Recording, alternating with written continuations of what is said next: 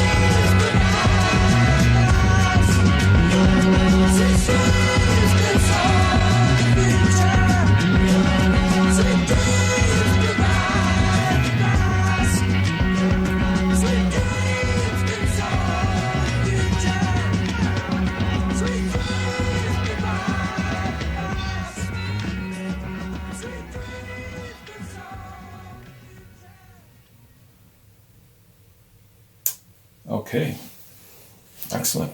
Sweet Dreams. Sweet Dreams by Yes.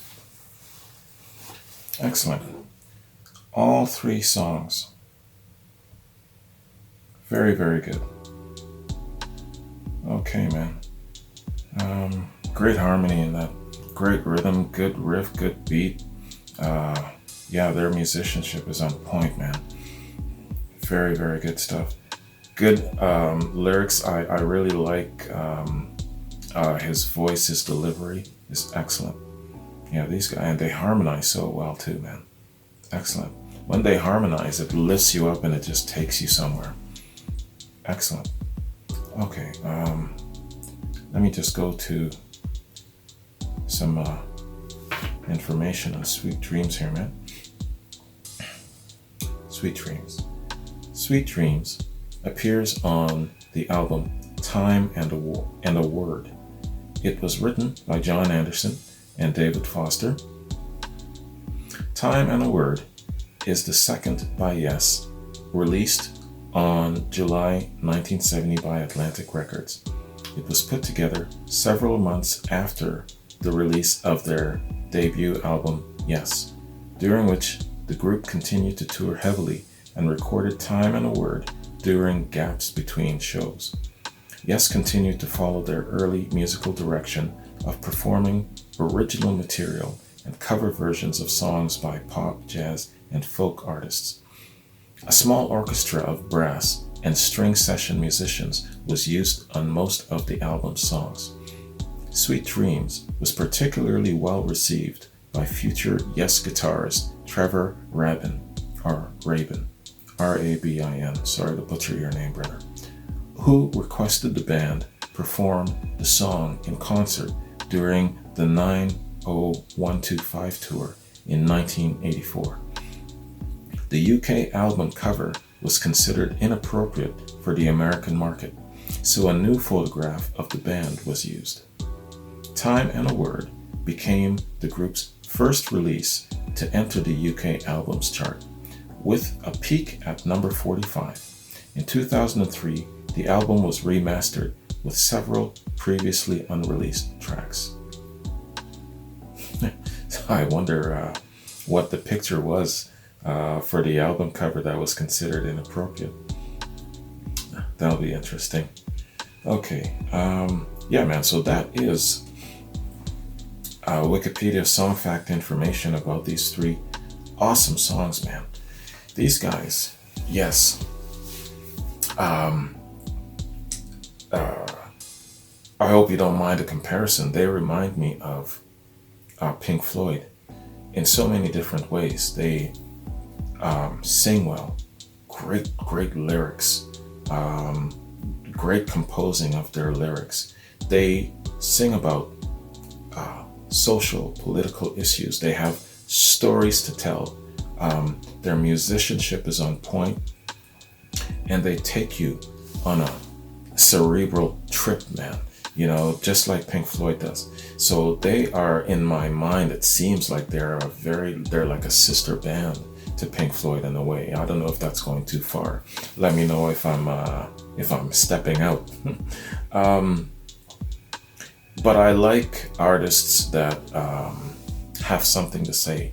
They convey their message well, and I like artists who have their personal experience and then they can transform it into a song and then present it to you. That is very, very important, that they can internalize something personal and then share it with you. It's fascinating to me how a song is conceived and then going through the stages to make it a song and then presenting it to you. I find that very, very fascinating. And that to me is probably, I would say, maybe the most fun element of doing reactions is kind of going through the process of discovering how a song came about. Now, mind you, I know that there's a few people who object to me reading, and you know, sometimes I see a few comments like, yo man, I can go off and I can read Wikipedia myself, you know, if I want to know.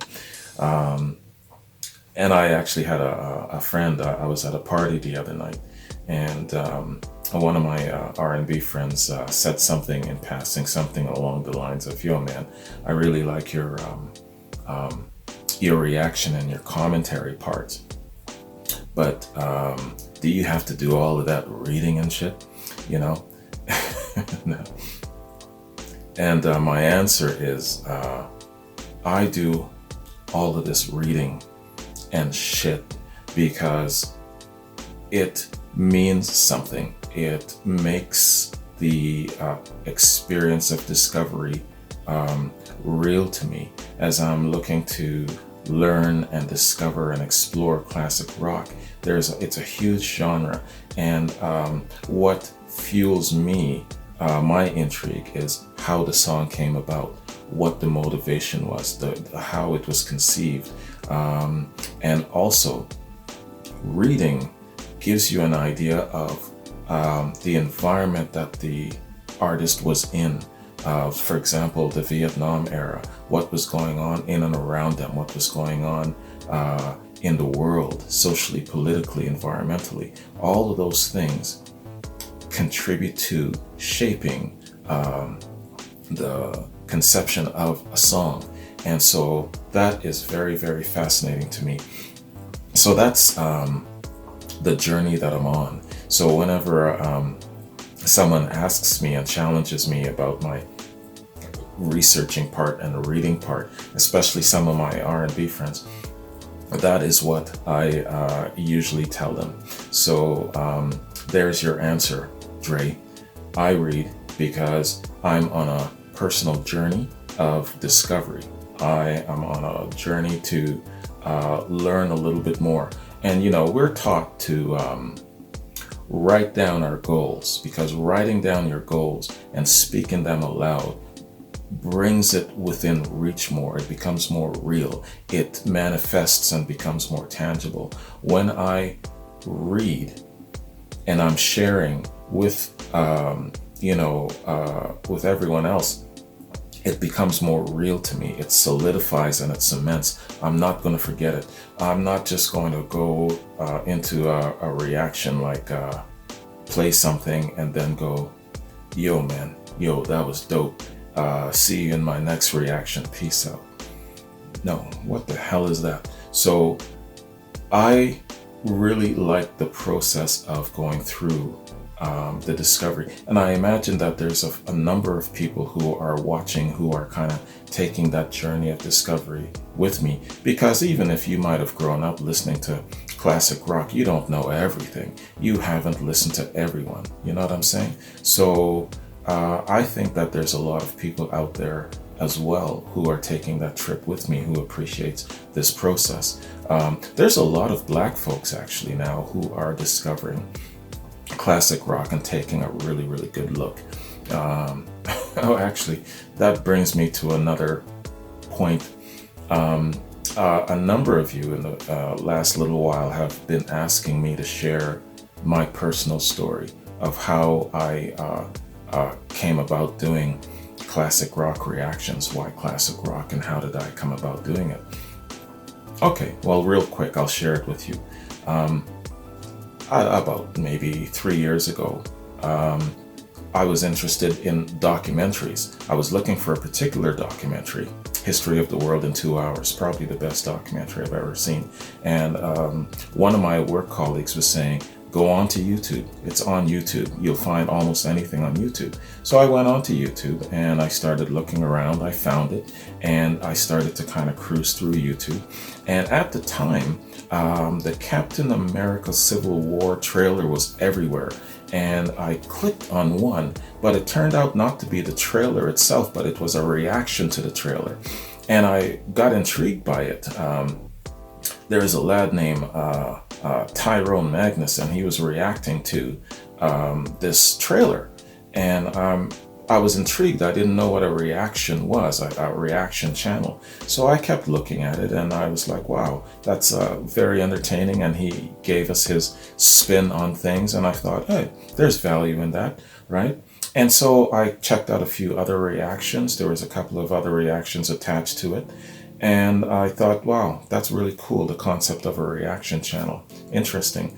So I said to myself, as I kept looking at reactions, became a slight fan of it, I could never do a reaction to, per se, TV shows and movies. If I was to ever do a reaction, it would definitely be to music. And what body of music would I want to react to? Well, I've always said that I want to discover classic rock a little bit more, do more to explore it, do more to do it. And I thought if I ever did a reaction channel, it would be to that. But I immediately dismissed that idea as being ridiculous because I didn't feel that there was a platform, especially when you're talking about copyright issues and all of these different things. Now, at the time, I didn't know about fair use. I'd never heard that term.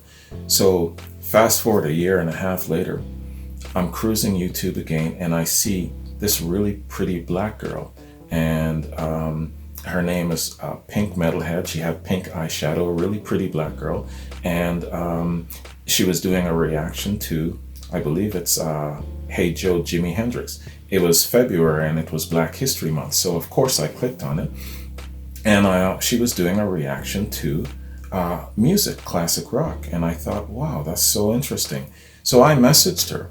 She messaged me back and she encouraged me to start my own, and she's like, this is how you do it. It's really simple, it's really easy, and this is what you got to keep in mind where it comes to copyright issues and all that. If you work it this way under fair use, you will be fine. Of course, you can't react to everything because some are a lot more protected than others. For example, the Led Zeppelin content, man. But in any case, that's how I got started. Thanks to this really, really nice lady, Pink Metalhead, who gave me kind of like a walkthrough process of what to do. So anyway, long story short, here I am. That's my story. So yeah, man, I really enjoy this whole process of going through and discovering what these artists did to create such masterful pieces of work. They had challenges, they had inspiration, they had sacrifices, they had all of these different things, and I want to know as much as I can as to what helped them to conceive the music. It's a joy, the gift of music that we are enjoying, and so it isn't asking too much to kind of go back in time a little bit and to kind of get a better idea of how the music came about. It deepens the appreciation for the music in my mind. So I did a whole ton of talking, man. So let me just basically cap off this video by saying Yes is a fantastic band. They seem to have a vast catalog. What is it, 21 albums? Man. And this is definitely only just scratching the surface, man. So let me know what your recommendations are. Baby steps, because I have a feeling that it's going to take me into another deep-ass rabbit hole. And I'm still not through with Pink Floyd and Zeppelin and Rush yet, the first 3 big supergroups that I'm doing. So little baby steps as we go. But in any case, man, yeah, let me know what you recommend that I do next on a progressive level. And I'll definitely look into more Yes down the road. Yeah, that's it, man. And that's, do I have any notes? Yeah, basically that's it, man. That's my reaction. So thanks very much, man. Thanks for joining me. Thanks for giving me a platform to just ramble on and show some appreciation to what I find very interesting. And have yourselves a good day, and I'll catch you in another reaction. Peace.